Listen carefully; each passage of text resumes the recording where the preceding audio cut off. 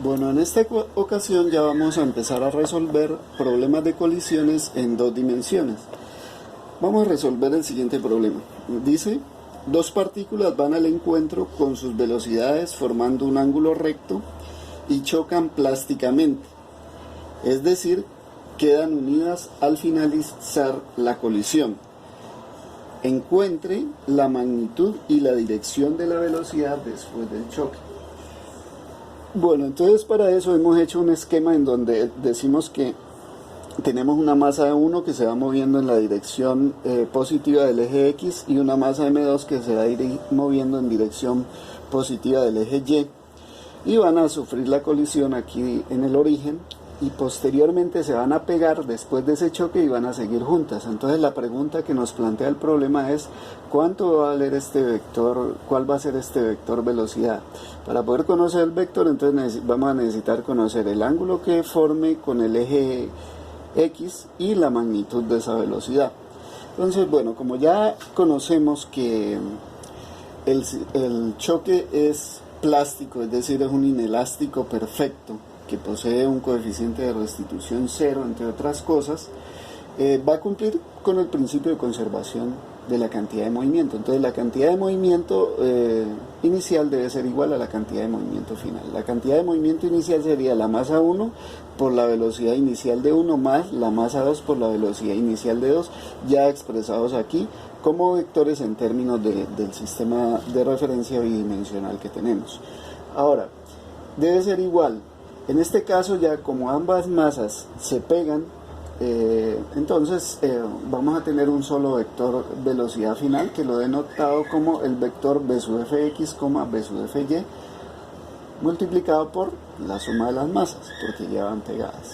Entonces ahora, ya de esta ecuación vectorial yo puedo obtener dos ecuaciones escalares, separando las componentes en x y las componentes en y, donde aquí esta componente b sub fx la puedo expresar en términos de la magnitud del vector multiplicada de la magnitud del vector y el ángulo. Entonces para este sistema de referencia esta b sub fx me quedaría como b sub f por el coseno de teta, donde b sub f va a ser la magnitud del vector velocidad final y el ángulo teta pues es el ángulo que va a estar formando el vector con el eje de las x, es decir, su dirección en dos dimensiones. B sub fy pues va a ser en este caso b sub f por el seno de teta.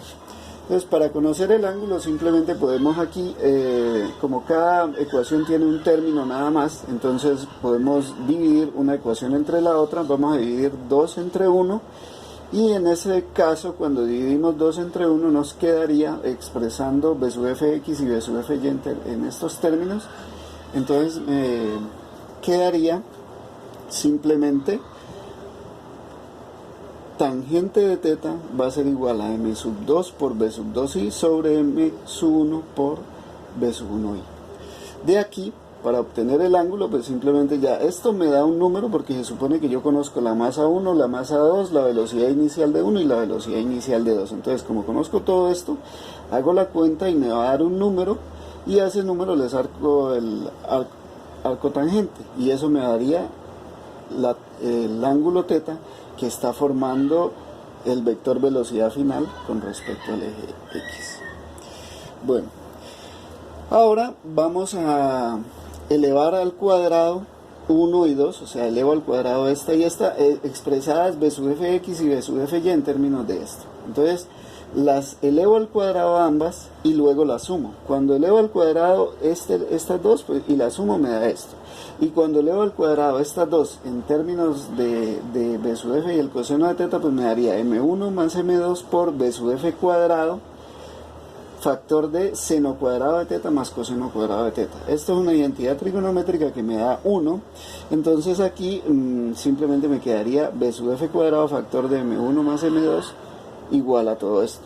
Como yo desconozco esto, ese es el que voy a despejar. Entonces cuando despejo b sub f cuadrado me quedaría m1 cuadrado, m sub 1 cuadrado por b sub 1i cuadrado más m2, m sub 2 por b sub 2i cuadrado sobre m1 más m2. ¿Sí? Y simplemente para ya obtener la magnitud de la velocidad, pues saco raíz cuadrada a ambos lados, es decir que B sub f me quedaría la raíz cuadrada de todo eso, y donde yo conozco todos estos términos, y con eso conocería la magnitud de la velocidad final. Como ya conozco la magnitud del ángulo, pues ya puedo armar el vector velocidad final completo y habría dado respuesta a las preguntas que me planteó el problema al inicio.